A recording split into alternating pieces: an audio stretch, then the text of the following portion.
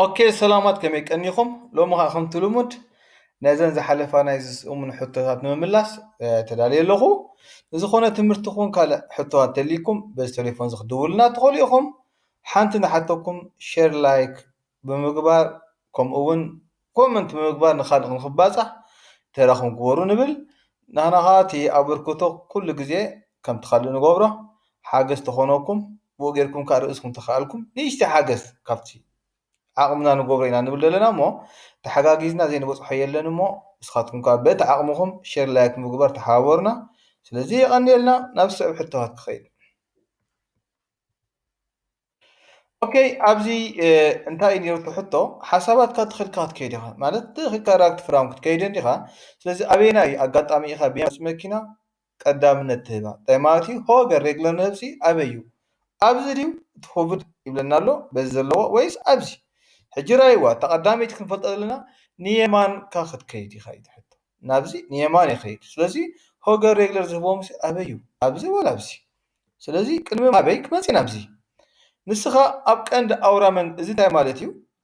ابقند اورا من قد الله خانت لك هو بدما اسخاب زرغود حنصا زلو ابقندي افتا اورا الله سلازي بخال انف دمصنا اخا قدامنتكم بخير جن انا بزن ير نابزي خيد تخوينه نزي اب هو بدلو قدامك كوي كمو نابزي انت لا بزي مصي نابزي خيد هل يخونه بز خال اللينيا دلو زيوم نعي قدامنتكم حلافنت الله جن حجوين نابزي نصقام وي راكت فرام زخيت خوينه خا نز بيمان دلو خا انا كوبلن مخياتو ناب نيشتي منقد وص سلازلو سلازي ابت شوكاره ابت روغل حنصا زلنا اب قندلنا بخال انفد مص خانت هينقبر قدامنتكم هبوم نقدد بوز مصنها خمو ازتي كنفولطو زلنا نمنتا يدروغد كوينو نمنتا قطي مالت اسخا اب هوبد ኣለኻ እንምባልዩ هوبد كم تصرحنا خالي قريو كم زي خوينو بزخ تبص خلا ጸጋሚ ካብ هوبد ካልእ ኣይኮነን በዚ መጽኻ እውን هوبد ኣሎ በዚ ይኮነን በዚ እውን ኣሎ ተፋላለየ ሕብሪ ክህልወና ክእል እዩ ብዓብዩን ከም ዝኽህልወና እንታይ ደኣኒ ኣነ ናበይ ኣንፈት እየ ዝኸይድ ዘሎ ናብዚ ተዳ ኮይነ በዚ ኣካል ዘሎ ቀዳምነት ክቡና ሓላፍነት ኣለዎ ካብ هوبد ወፅየ ናብቲ ሚንድረ ናብቲ ዝናእሰ መንገዲ ከይተወልየ ከዓ ነቶም ኣብ ቀንዲ ዘለዉ ቀዳምነት ክቦም ኣለኒ ጂና ኣብነት ኣብ ዝተመፅየ تاني يما كوينة ولا حنتي زوجي بلي زبني بلي انت انا بزي خوينة نابز مين دراجن هبام كاندي هو بد مالت بخلا زاربا ازيا مالتها ازيا حتى اللي من قدنا هو بدا لخا بزريخا توكل كم بوتو نخدو مالتي سو حاتيرو هو بد بخمزي كنت متو نخرينا قال كورشان دن بلو مالتي وزلو ازي كورشان دلنا نحزو كاون تايو بزخونه ካብ ክልተ መንገድ ንላዕሊ ወኪሉ ዝመጽ እዩ ሰለስተ ክኸውን ይኽእል ኣርባዕተ ክኸውን ይኽእል ኣብዚ ህሞት እዚ ብየማን እትመጽእ መኪና ንህባ ብዘየገድስ በይን ትምጻእ ካልእ ኣብዚ ውሽጢ እዚ ኣብ ፓርኪንግ ኤርያ ተለ ድማኒ ሁብድ የድህብ የማን ሕጊ የድህብ ሆገር የለ ስለዚ ኩሉ ግዜ መኪና ኣብ ዝውረሉ ዘድልፅ ደውታ ንኸይህሉ ዓይን ንዓይን ምጥማት ኣድላይ እዩ ስለዚ ኣበይ ትሰግር ኣለኻ ኣበይ ትህብ ኣለኻ ኣበይ ሆገር ትብል ኣለኻ كندريو علنا ما أتلا أبنت أبزل لهج أبزي نايمان حقي تشكركرتي نحرهن تأميتن قال أبزي هو بدودي خاطر عائلك إذا ترى هو بدودي إني تزبزلو مالتي رتا إذا عائلني دحرزي دخونة يعني ملك التزيمتي قال stop you يعني بدي قال تزيمتي كابز خاني تزيهبك نزي هو بدودي خال لها شعور صعب هو قرر لي نعمل سمي خيط تخيل خيره سلازي نما هوجر رجل زهوان منيو أبزي هيبني معناته بزي مثلا هو بسقام ينبه بيمان يكون أبزي كن كنت بالكون كورشان دس لزخانة بيمان يزمز قدام نتكوبا يقدر مالتي سيعيبو قال حطوا نبرة كلمة فرينو مقبار كانوا توم دحزلهم بخمي زبالة أطم كتنقل لك تاي مالتيو أنا يخيد اللهو بدحريك أم معك مخاين اللهو سلازي بخمي إيه دوك بالكم تلهو ويك أخذ كم تلهوس كانوا قرون دلني قدام يزق قرون تايب دحيز دلني فرش يسري زين تاي تولي علوه زين دماني نص وقفن نناتو ترجم اللهو ناي فرين اللهو ناي فيك فيشنا نبي أنفت زورك ما قدونا له حتصير له نووي حله ناي ديم ليوس له سلازي ناي فرينو أبتحزل له زنك أي حتى زين برها شو أنا يستوعب إذا سبزي دوك بالدليله ويكتو دليله ويزحل له سلازي حدا زي كابت حدا ملكت نبوينا عندي حين نيميل حسب له خوينا خير ገና ከለኹ ዳዛሓልኩ እቲ ናይ ብሮምሳ ናገረፍ ክመፅእ እሞ እታ መኪና ዳዛሓለት ከይና ቀስ ኢለ ኣነ እውን ድሕሪኻ ዘለኹ እንታይ ይገብር እርዳእኒ እዚ መኪና እዚ ቀስ ዝብል ዘሎ ደው ክብል ስለ ዝደልየ ኢለ ኸዓኒ ኣብ ግምት እተው ስለዚ ኣብዚ ፅቡቅ ግዜ ፍጥነተይ ብምቕናስ ቀስ እናበልኩ ደው ከም ዝብል ዘለኹ ነቲ ዳሕረዋይ ሰብ ክሕብሮ ኣለኒ እዚ ኸዓኒ ብመንፅር ሚልዮን ኣረኣየና እምበር ሃንደበት ከይደ ፍሬኖ ተሒዘዮ እዚ ክውላዕ እዩ ካልኦት ድሕሪኻ ዝነበረ እውን ዕድል ዘይብሉ ክኸውን ይኽእል እዩ ምክንያቱ ሃንደበት ስለትሕዝ ዘለኻ ናይ ምግጫው ርሕቆት ከይሓለፉ ፀኒሑ ናይ ምግጫው ተኸውሎ ክህልዎ እዩ ስለዚ እታ ዝበለፀት ኣብ ፅቡቅ ግዜ ፍጥነትካ ብምቕናስ ደው ክትብል ከም ዘለኻ ብምርኣያ ካልእ ስለምንታይ እዛ ምልክት ትራፊክ ኣብዚ ቆይማ ዘላ ኣየነይቲ እዚኣ እዚ እንታይ ማለት ኩሉ ግዜ ፋርቲ ሂንደር እዩ ብጎኒ ክኸውን ይኽእል እዩ ኣብ ማእኸል ክኸውን ይኽእል እዩ ኣብ ዝተፈላለየ ክኸውን እዩ ስለዚ ምዝሓል ምቕናስ ፍጥነት ድዩ ወይስ እቲ መንገዲ ፀቢብ ምዃኑ ዝሕብር ድዩ ወይስ ምክንያቱ እቲ መንገዲ ስለዝቕየር እዩ ይብለኒ ኣሎ እቲ ሓንቲ ክገብራ ዝኽእል ኣብዚኣ ኣነ ናብዚኣ ክብራ እዚ እንታይ ማለት እዩ እዚ ምልክት ወሰን ፅርግያ ወይ ኣብ ማእኸል ክንረኽቦ ንኽእል ብዘይገድስ ኣበይቲ መንገዲ ተፋሒሩ ኣሎ ኣበይቲ መንገዲ ተበላሽዩ ኣሎ ኣበይ ክንረኽቦ ንኽእል ብዘይገድስ ደው ኣብ ፀናሓና ግን እንታይ ክንፈልጥ ኣለና ህድእ ኢልካ ኸይድ እዚ መንገዲ እዚ ንቡር መንገዲ ከም ዘይኮነ ስለዚ እዚ ምልክት ብተወሳኺ ተሽከርከርቲ በይን ወገን ክዝውር ከም ዘለዎም ይገልፅ እዩ ንኣብነት እዚኣ ናብዚ እትው ኢላ ነዚ ኸይደ ናብዚ ተኾይና እትው ክብል ኣፅብቶ ቢሎማ ክፀብብ እያ ስለዚ ኣብ ግዜ መንገዲ ወይ ካልእ ሓደጋታት ፀገማት ብክልቲኡ ሸነኽ ወይ ብሓደ ሸነኽ ክፀንሕ ይኽእል እዩ ኩላ ግዜ ጥራይ እዚኣ ብፀጋምና ሓዲአንካ ብየማንና ክፀንሓ እየን ብከምቲ ንሪአን ዘለና ግን ስርሐን እንታይ እዩ ኣብዚ ቦታ እዚ ካብቲ ዝነበረካ ፍጥነት ህድእ ኢልካ ሕለፍ ምክንያቱ ዓንቃፊ ነገር ኣሎ ተኸውን ይኽእል እዩ ከምዚ ክኸውን ይኽእል እዩ ፀቢብ ኮይኑ እዚ ንሓንቲ መኪና ዝሕልፍ ስለዚ ኣብዚ ብናሃሪ ከይትመፅእ ዝዓግተካ መራሒ መኪና ካብቲ ወሰን መንገዲ ዝኾነ ዕንቅፋት ክህልዎ ይኽእል እዩ ሓደገኛ ኩርባ ከምዚ ክኸውን ይኽእል እዩ ስለዚ መጀመርያ ንገብሮ እንታይ እዚ ቦታ እዚ ዘይጥጡሕ ብምዃኑ ቀስ ኢልና ንሓልፎ ማለት እዩ ከምዚ ተኾይኑ ከዓ ኩርባ እዩ ፍጥነትና ጉድል ማለት እዩ ወይ ከዓ ብወሰን ከዓኒ እዚ ፅርግያ ተፋሒሩሎ ናብዚኣ ገፅካ ከይትኸይድ ክኸውን ይኽእል እዩ ስለዚ እንታይ እዩ እዚአን ፍጥነትካ ቀንስ ይብላና ምህላዋ ተረዲእና ክንግበር ኣለና ስለዚ ምዝሓል ወይ ምቕናስ ፍጥነት ካብዚ ከም ዝጅምር ነግረካ ኣሎ ወይ ፀቢብ ዝኸውን ወይ ዝተፋሓረሉ ዘሎ ወይ ዝኾነ ነገር ኣሎ እንታይ ዳ እዚኣ ምልክት ስለዝገበረልካ ግን ፍጥነትካ ቀንስ ህድእ ኢልካ በዚ ቦታ ሕለፍ ይብለኒ ኣሎ ካልእ ኣብ ግዜ ቀትሪ ወይ ጠቓ ወይ ግመ ዝዓብለሉ ኩነታት ኣየር ትዝውር እንተሃሊኻ ኣየናይ መብራህቲ ትጥቀም ስለዚ ቪልከም በሊስኒንግ ፎር ዱ ኣንቬንዳ ናዲ ሾር ኢዲማ ዳግዩስ ኣብ ዝኾነሉ እዋን ከብርሆ ዘለና መብራህቲ እንታይ እዩ ክንፈልጦ ኣለና ስቕልካ ኣይኮናን ነብረ ዲም ሚስ ሃልባ ዲም ዩስ ምስ ፓርከሪን ወይስ ዲም ዩስ ምስ ሄልዩስ ተብሎ ዝግባአና ማለት እዩ ኩሉ ግዜ ናይ ዲም ዩስ ከም ዝፀናሕና ዝኽእል ብቕድሚት ከም ዝኸውን ይኽእል እዩ ብድሕሪት ከም ዝኸውን ይኽእል እዩ ወይ ከዓ ከምዚ ዓይነት ከዓ ክህልወና ይኽእል እዩ እንታይ ደኣ ሓንቲ ክፈልጦ ዘለና መን ምስ መን ክነብር የብልና ዲም ናይ ጠቓ ወይ ናይ ግመ ንብሎ እዩ ከምቲ ዲማ ስለዝኾነ ኣብ ዝኾነ ግዜ መብራህቲ ዝሓየለ ጩራ ኣለዎ ካብቲ ሓደ ማለት እዩ ስለዚ ዝሐጨ ስለዝፍኑ ኣብ ሓፂን መብራህቲ ኣብ ተሞ ክንጥቀመሉ ንኽእልና ስለዚ ኣብ ፈፂምካ ዲም ሊውስ ምስ ሃልባ ሊውስ ብሓንሳእ ከይተምህር ስለዝኾነ ብሓንሳእ ፈፂምና ከነብርሆ ክንጥቀመሉን ኣይንኽእልን ኢና እዚኣ ኤክስ እያ ዲም ምስ ሃልባን ፈፂምና ብሓንሳእ ኣይንገብሮ እንታይ ደኣ ኣብ ኮንዱ ዲም ምስ ፓርከሪን ሃልባ ምስ ፓርከሪን ድሕርቲ ግመ ጥቕጥቕ ድበለ ዘየርእየና ተኾንቲ ዲማ ዲም ምስ ሃልባ ክንገብሮ ንኽእል ኢና ዲም ምስ ነዊሕ ክነብሮ ንኽእል ኢና ዲም ምስ ካልእ ቫርሻል ክንገብሮ ንኽእል ኢና ዲምን ሃልባ ግን ነቲ ድሕሪኻ ዝመፅእ ዘሎ ከደናግሮ ክእል እዩ ክተሓዋወሶ ክእል እዩ እንታይ ዓይነት መብራህቲ ተጠቂምካ ፍርቂ ዋላ ነዊሕ ዲም ስለዚ ክልቲአን ክነብርህና ንኽእል ኢና እንታይ ደኣ ፓርከሪ መብራህቲ ግን ወይ ምስ ሃልባ ወይ ምስ ዲም ክንጥቀመሉ ንኽእል ኢና ስለዚ ኣብ ግዜ ዲማ ምዝህሉ እንድሕር መኪና ዲም ሃልይዋ ዲም ምስ ፓርከሪን እንተዘይብላ ከዓ ሃልብ ምስ ፓርከሪን ክንጥቀመሉ ጥራይና ንግደድ ቀትሪ ስለዝኾነ ነዊሕ ክንጥቀመሉ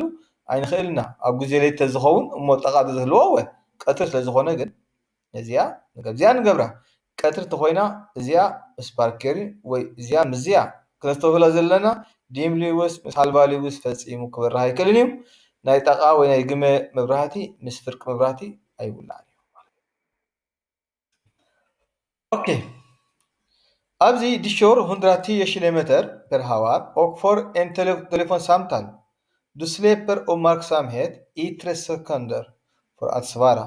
Hur lång sträcka? Rulla bilen över den här tiden. ስለዚ ኣብ ሰዓት 110 ኪሎሜትር እናዘወርካ ከለኻ ቴሌፎን ትደውል ኢልካ ነዚ ክትምልስ ክንወሲድካ 3 ደቂቕ ስለዚ ኣብ 3 ደቂቕ እታ መኪና ክንደይ ሜትሮ ሩላ ጌራ ክንደይ ከይዳ ትካ ንምባል እዩ እዚ ሕጂ ናብ ርእሱ ካልእ ካልኩሌሽን ኣለዎ እንታይ ኢና ንገብር 110 ኪሎ ሜትር ኣብ ሰዓት ትኸይድ ተላ መጀመርያ እዚ ኪሎ ሜትር ዘሎ ናብ ሜትር ክቅይሮ ኣለኒ ከመይ ገብሮ ኣብ 1 ኪሎ ሜትር 1000 ሜትሮ እዩ ዘለኒ ኣብ 1 ኪሎ ሜትር 1000 ሜትሮ ከምኡ እውን እዚ 110 ኪሎ ሜትር ዘሎ ኣብ ሰዓት ሰዓት ካና ቢኸዮ ናብ ሰከንድ ኣብ 1 ሰዓት 3600 ሰከንድ ስለዚ ኣብ 1 ኪሎ ሜትር 1000 ሜትሮ ተልኒ ኣብ 110 ክቀላ ነዛ 110 ብ1000 ጥራይ ዘርባሕ ወላ ሓንቲ 4 ኮይና ብ1000 7 ኮይና ብ1000 20 ኮይና ብ1000 እዚ ቀሊል መንገዲ ጌርኩም ሓዝዎ ኣይትጨነቁሉ ተዝሃበካ ኪሎ ሜትር ብ1000 ወላ እዚኣ 100 ኮይና ብ1000 10 ኮይና ብ1000 ስለዚ ትድምራ ኣብ ሰዓት ካ ደቂየር ኩሉ ግዜ ኣብ 1 ሰዓት 3600 ሰከንድ ኣለና ክንዶ ንጓዓዝ ስለዚ እዛ 110 ብ1000 ዘርባዕ እخዋ 110 ሺሕ ኮይና ኣላ ንሰከንድ ቀይረ 3600 ስዑር ንረኺበ ኣለኹ ከባቢ 36 እዚ እንታይ ማለት እዩ 30 ኪሎ ሜትር ኣብ ሓንቲ ሰከንድ እያ እዚኣ ኣብ ሓንቲ ሰከንድ ትሕቶ ግን ክንደይ ኢልና ኣሎ ኣብ 3 ሰከንድ ክንደይ ሩላ ክትገብር ስለዚ ታገብረ تا 30 ሜትሮ ب3 خربحة 9 تخون مغنياتو እዚኣ بحانت سكند እያ بحانت سكند 30 ሜትሮ تخيد نيرا 3 ሜትሮ ኣብ 3 ሰከንድ ኮይናኸ 9 ኣብ 10 ተኮይናኸ 10 ب30 نربح 300 ተኮንና ገበርና በተሓይትና ዘሎ ንኸይድ ስለዚ ሕጂ ከባቢ 9 ሜትሮ ሩላ ትገብር ታ መኪና እንድሕር ኣብ ሰዓት 110 እናኸድኩ ከለኹ ቴሌፎን ተደውይልኒ ማለት እዩ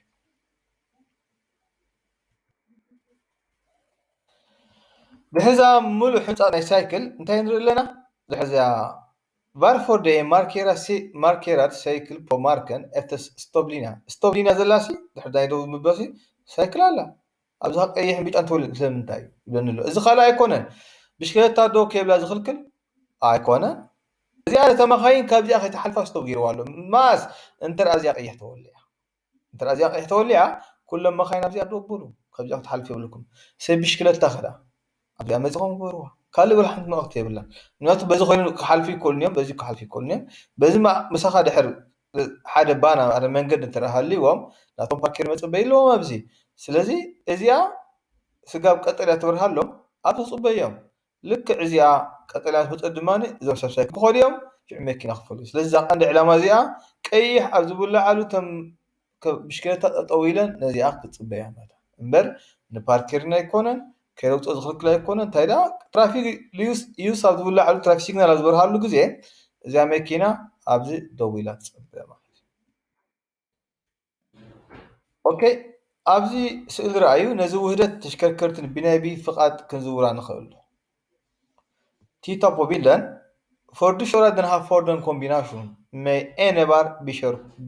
بيهوريكات بيبيس كنزوران خلو أوكي أبزان بيت ماتي خلينا الشحن 600 كيلوغرام علني ماكس كبدتها هندين تا ماكينة شوعته توتال كلتا شحن 300 سلازي أوبروم صدحر فرينو زي بالله سليب هاليني شوعته 150 كيلوغرام تأسحب بعلت فرينو تخويناتها تسحبيت جن شحن 600 زي على خم ببالهني تاتو قلت كدا حجزيا بروم ساتيا سلازي بروم سات تخوينا سيقاب شحن 600 تسحب هالني جنس يكونن بيشاركوتي زولن 360 تشعته شحن 360 مزي توتال فيك انت ادميرو 3500 قلم 60 كوني انا زملكتنها تاني سلازي تنقبرنا مجمرة بي فقط ما بروح مكنه يخو مسحابيته طال خبلتها 3500 عايز فكرني تقدامك تفضل لك نجر انا ماكينه تصحي مسارحي ويت تقطاتي ኣብ ሕቶ ዘላ ተጎታቲ ክስሕባ ይፍቀድ ኣይፍቀድን ክፈልጥ ኣለኒ ስለዚ ናብኡ እንተደኣ መፅአ ቶታል ቪግ ናይታ መኪና ተደመሮ ቶታል ቪግ ናይታ ተጎታቲ 3500 ክኾን ትሕቲኡ ክኾን ኣሎ ስለዚ ቶታል ቪግ ናይታ ተጎታቲ 750 እቲ ሌት ንብሎ ማለት ቀላል እንተደኣ ቱን ኮይና ምስታ ቢል ተሓዊሳ ንኣብነት 1250 እንድያ ገለ ክትኮን ተረኣ ኮይና መዚኣ ተሓዊሳ 4250 እንተረኣ መፅያ ብኢሸር ኮድ ዝበሃል ስፔሻል ክህልወኑ ኣለዎ። ስለዚ ኣብዚ እዋን እዚ እንታይ ኢና ዘለናትና ቶታል ቢል ናይታ መኪና 2300 እዩ። ናይታ ተጎታቲት ከዓ 1200 3500 ግን ስለ ቬገን እንታይ ኮይና ዘላ ቱንግ ስለ ቬገን እያ። ስለዚ ቱንግ ስለ ቬገን ስለ ዝኾነት ክንስሕባ ንኽእል ዶ ንዝብል እንስሕባ ማለት እዩ። ስለዚ ኣብዚ ኣይፋ ነዚ ውህደት እዚ ብቢሸርኩ ክስሕባ ኣይፍቀደን እዩ ማለት እዩ። ካልእ ካብ ሓደ ናይ ቦታ መውፅኢ ትቐርብ ኣለኻ ኣየናይ መጥወይ ዝምልከትካ። ስለዚ እንታይ እዩ ኣብዚ እንታይ ይብለኒ ኣሎ ተጠንቀቕ ትፋርት ኣለኒ እዚኣ ትረአና ግን ቢግናድ ኣሎ ዝህነፀሉ ስለዚ ተጠንቀቕ ይብለኒ ዘሎ። ስለዚ እንታይ ኢሎ ኡትፋርት ፍሮም ቢግናድ ካብዚ ቢግናድ መውፅኢ ኡትፋርቲ ባዕልኻ ትወፅእ ኣለኻ እዩ ዝብለካ ዘሎ። ኡትፋርቲ ይብል ዘሎ ትወፅእ ኣለኻ ካብ ቢግ ኣርቤስ ፕላስ ናበይ ናብቲ ቀንዲ ፅርግያ ተኣቱ ኣለኻ ካብ ኡትፋርት ካብ እንዳ ቤንዚን ካብ ጋራጅ ካብ ፓርኪንግ ከም ትወፅእ ዘላ ጌርካ ሕሰቦ። ስለዚ ኡትፋርት እንታይ ዝብል እዚ እንተኣ ሰጊረ ዝመፅእ እንተኮይኑ ኡትፋርት እዩ እቲ ካብ ቢግናድ ትወፅእ ዘለካ ከምዚ ክወፅእ ክእል እዩ ብዘየገድስ። ስለዚ ከምዚ ሕወስ ከለኻስ እንታይ ትገብር ኣለኻ ትሕቶ ሰብ ሓንቲ ኡትፋርት ሬግለር ክቐርብ ኣለኒ ምክንያቱ ዝኸዶ ዘለኹ እዚ ይወፅእ እየ ዘለኹ ካብ ሓደ ቦታ እምበር ስሩዕ መንገዲ ይኮንኩን ማለት እዩ። ምክንያቱ ቢግ ኣርቤታ ስለዝኾ ክወፅእ ከለኹ ከዓ እንታይ ዝብል የማን ፀጋም ቀዳምነት ሂብካ ሕለፍ እዩ ዝብለኒ። ስለዚ ሓለ ማለት እዩ። ካልእ ኣብ መኪናኻ ዓራት ከተጓዓዘ ዲኻ ኣለኻ መኪናኻ ሜትሮን 60 እዩ ንጎኒ ዘለዋ ስብሓታ ዝለዓለ ዓራት ክንደይ ክኾን ኣለዎ። ስለዚ እንታይ እዩ ኣብዚ ዓራት ክፅዕን እንተደኣ ኮይነ በዚ 20 በዚ 20 ክወፅእ ኣለዋ እታ መኪና ከዓ 260 እያ። ስለዚ ስፍሓት ናይቲ ዓራት ክንደይ እዩ ዝብለኒ ዘሎ ክፅዕን ዝግባእስ ክንደይ ክኾን ኣለዎ ኣብቲ ዓራት ክኸይ ዘለኒ። ስለዚ እቲ ሕጊ እንታይ ዝብል ፅዕነት ሓዊስካ ሓንቲ ተሽከርካሪ ስፍሓታ 260 ሴንቲሜትር እቲ ኣልመንቲ ሕጊ እዩ። ኣልመንቲ ሕጊ ኣብ ሓደ ወግዓዊ ክንከወቲ ኮይና እታ መኪና 260 ዝለዓለ ስፍሓት ዘለዋ ካብኡ ላዕሊ እንተኮይና ኸ ፍሉይ ፍቃድ ክህልዋ ኣለዎ። ስለዚ ፍሉይ ፍቃድ ክህልዋ እንተኮይኑ ከምዚ ናይ ቢግ ናይ ህንፃ ክኾና ክእልዋ ናይ ሕርሻ ትራክተር ክኾና ክእልዋ ሕጂ ተሰኒየን ፍቃድ ሓይዘን ይኸዳ። ተዘይኮይኑ ግን እዛ መኪና እዚኣ ሜትሮን 60 እያ በቲ ሂብን ዘሎ ማለት እዩ ክፅዕን ዝግበአኒ በዚኣ 20 እያ ብሕጊ 20 እያ በዚኣ ተዘይኮይኑ በዚ 30 በዚ 10 በዚ 4 በዚ 0 ዝበሃል የለን እንታይ ዳ 20 ብ20 ማዕረ ክልቲአን ተደሚረንካ 260 ክትመፅእ ኣለኻ። ኦኬ ስለዚ ካብዚኣ ቤትሮድያ ካብ 20 ሴንቲሜትር ካብዚኣ 20 ሴንቲሜትር ፅዕነተይ ክወፅእ ኣለዎ ልክዕ ምዚ ማዕረ እዚ ማዕረ እዚኣ ከዓኒ 260 ክትከውን ኣለዋ። እዚ ትሕጊ ስፍሓት ተሽከርካሪ ሂብካ ዘሎ ሜትሮን 60 እያ እዚኣስ ካብዚኣ ናብዚኣ ሜትሮን 60 ኢሉኒ ኣሎ ራይት ዓራት በዚ 20 ክምልእ ኣለየ በዚ ክምልእ ኣለየ 20 ሴንቲሜትር ተመሊእ የሉ ሜትሮን 60 ኣለኒ 20 ብየማን 20 ብፀጋም ክልቲኡ እንታይ ኣደሚረዮ 200 ሜትር ክኸውን ማለት ስለዚ ዓራት እታ መኪና ምስ ዓራት ስፍሓታ 200 ሜትር ኮይና ኣብታ ኣልመንቲ ሜክ ትኸይድ ኣላ ኢልና ክንምልሶ ንኽእል ማለት እዩ። ካልእ ኣብዚ ቦታ ናብ የማን ክትጥወ ኢኻ እንታይ ክትገብር ወላ ሓንቲ ኣብዚ ንየማን ክትጥወ እንተኮይነ መጀመርያ እንታይ ክገብር ዘለኒ ኣብዚ ትራፊክ እንታይ በሪህ ኣሎ ኣብ ኣፍንጫይ ክርኢ ኣለኒ ካልኣይ ኮንኩን ትርኢ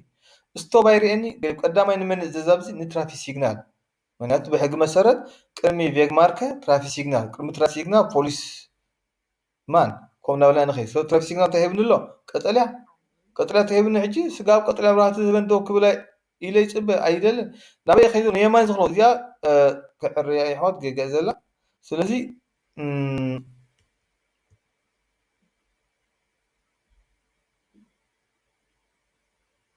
እዚኣ ደው ከይብልኩ ንየማን ትወጣ ወላ ሓንቲ የብላ ስለዚ ዕርያ ኣለኹ ኣብዚ ብየማናይ ወገን ሂብኒ ስለ ዘሎ ኣብዚ ብየማን እንታይ ሂብኒ ንየማን ክጥወ ትረኣ ኮይነ ብየማን እንታይ ሂብኒ ኣሎ ቀጠልያ ስለዚ ደው ከይብልኩ ንየማን ይቐፅል ቀጠልያ ፀቢ የብለ ገለ የብለ ምክንያቱ ኣነ ዓይ ቤነአ እዚኣ ከዓ ፒለን ሂብኒ ኣሎ ስለዚ ቀጣ ተፀወየ ንየማን ይኸይድ ስቶፕ ኣይምልከተኒ ቀያሕ ኣይምልከተኒ። ኦኬ ናብዚ ከባቢ ሰዓት 8:20 መፂኻ ኣለኻ መሐበሪ ፓርኪንግ ኺባ እዚ ኺባ እዚ ኣበይ ትገብራ እዚኣ ኣበይ ትገብራ ሰዓት ክንደይ ትገበርካ ዝብለን ዘሎ ኢና ኩሉ ግዜ እዚ ካብ ሰኔ እስካብ ዓርቢ ሰዓታት እዩ ቀይሕ መዓልቲ ዘይኮይኑ እዚ ንቐዳም እዚ ከዓ ቀይሕ በዓላትን ሰንበትን ዝውክል በዚ ንኸይድ ማለት እዩ ስለዚ محبر ساعات كل جين نقل مية في يحبر نابن ساعات شعات عسرت تمزي شعات فرعان تجبرها شعات أربعة تمزي عسرت تجبرها عند هاد شعات عسرت نيرة ناب شعات عسرت زيريا وموتنا من يتا باركرين ساعات شعات فرعان تلامز يوم زيان أربعة عسرت تريما أبجات تلفدت تقط ساعات رايخ سلزي تان تزغربت نفرقان تخيبات يزولوا مس فرقان مول ساعات شمونتا فرعان شعات فرعان عسرت سلازي نفتا زقربت دفيقة تقومت عليك سلازي كل ساعات زي قدس تقريبا شمونتا عسرت تمسي وي شمونتا حموشن تمسي شمونتا فرعان كاب شمونتا كاب شعات حموشتن سقط شعات 25 تمسي كاب شعات فرعان كاب شعات 35 سقاب 55 تمسي كان عسرت قبرالني تزي كوينهم ابتاز موصلاريهم فاصنا خولنا سلازي أنت لا شمونت عشان كينا لا شمونت فرعان الجبر أوكي صلوا مكينا أم هلا هذا خمي يا زعل الله ومر ترى له عبي وزخمي تلكمني زعل عقل نفاس له قمة بوز هذا يهلخ جيجا أنت لا أزبلك أن في حنايو ندالنا نقطب قمنا نقطب أنت لا كابت جوبون تحت غيرنا يا أخي ندالنا هلخ إيكونومي هلخ قمة يأرد يقدد سلازل على عقل نفاس بوزح نادي أي هلخن ترى أنت مكينة تر يبلا كتقواس رأي شجرك تحط عقل زلو نفاس دما بوزح نادي هلخ يستخدم بوزح تحط عقل زلو نفاس بوزح نادي هلخ زيادة تعمل سلخكل زيادة خكل عقل قمة أم هلخ نادي صلوا يقول على سفح زبالة قمة مكينة زيادة هلخ السيكون دوساني حنت مكينة بالجبون أنت أتنافيها نداري أي تهلخنا تقطب كم يكون مخاني قمها أي أرجني أي كددني أي سنتون سلازي تحوت عقل نفاس اللوها قمة بوز هذا تلخ زيا تتخكلها سلازي صلوا قمة مكينة هلا هذا هو صلوا اللوه أنت راس تحت نفيحنا يو ويبوبون زي نفيحنا يو نداري بوز وصلنا مكين قمة مكينة قلت فيها أرد يكون منها بلاشو أبتخكل تخوينها إذا خلصين وسلازي تعمل كنت خلت تحط عقل نفاس اللوه قمة بوز هذا يهلخ نبلا مالتي Okej, vad kallas hela streken från att du upptäcker ett hinder till bilens strostilla? ካብዛ ዓይንኻ ዝረኣኻያ ስጋብታ መኪና ስትሮስትላ ዝገበርካስ እንታይ ይበሃል? ስለዚ ክንፈልጦ ኣለና ብዚኣ ናብኡ ክወስደኩም እየ ደስታ እዚኣ መኪና መፅእ ኣለኹ ሓደጋ ካብ ዝሪኦ ኣለኹ ስለዚ ካብታ ዓይነይ ነቲ ሓደጋ ዝረኣየላ ስጋብታ ፍሬኖ ዝሕዘላ ሪኣክሽን ቲል ግብረ መልስና ርሕቐት ወይ ሪኣክሽን ስትሬክ ንብሎ ፍሬኖም ዝሓዝና ኣላ ስጋብታ ዶ ንብል ከምዚ ምልክት ንሪና ንብል ከምዚ ክንረክብ ኢና እዚ ከዓ እንታይ ይበሃል ብሮምሳ ስትሬክ ፍሬኖ ዝሓዝካሉ ርሕቐት ስለዚ ካብታ ዓይነ ርኤ ስጋብታ ወሲነ ፍሬኖ ዶ ክሕዝ ሕዝ ሰበልኳ ዘሎ ርሕቐት ግብረ መልሲ ርሕቐት ንብሎ ካብኡ ከዓ ፍሬኖ ስለዚ ብድምሩ ካብታ ዝረኣኻላ ስጋብታ መኪና ጠጠው ዝበለትላ ከዓኒ ستوب ستريك بعديه مال سلازي كابزا فرينو حيزه كابزا عيني رئه سغا فرين زحس كلها رياكشن ستريك كابتا فرينو حيزه حاجه لا دوز بتنا برومسا ستريك زين كلتا دميرنكا ستوب ستريك يبقى سلازي ستوب ستريك لو كابزا ماكينه حدا غزرا خالا سغاتا دوز بالكال زي فورارن اوبتيك تابزا لك ريوا غلا خغبر كنزيا دقي وسيدو زي حيزو فرينو تي كبر ملس نبرو كون على خيد دويلو سلازي كل رحقه زي ستون نبلو تزي كونو برومسا ستريك زيايا رياكشن ستريكا زي انا بلا مالتي اوكي باي نيفر املكت زي مالتي بنالو قال قلمنا قال مخانا كاب كلتو غومان لعدلون بموتور زخات شكركرتي مقدام كل كاب كلتو غومان لا ناي ولك قال زبحال يلن بموتور زنقاصاص يلن بموتور سايكل كونت خلا خلتو غوما زلوا سلسته غوما زلوا كونت سلازي كاب كلتو غومان لاعلي تشكركريت بزي محلاف كلي يبلو سلازي حوات نلو مستدالو تمرتي ازي نيرو تسفا قبر قرب عقيكم كتكونوا نمغبره مرسكم عقبكا بلاك شير كومون خالق بمكفال غبره مرسكم ارينا ابز خالق اب خالق اقاطامي بخالق من سقام دراخب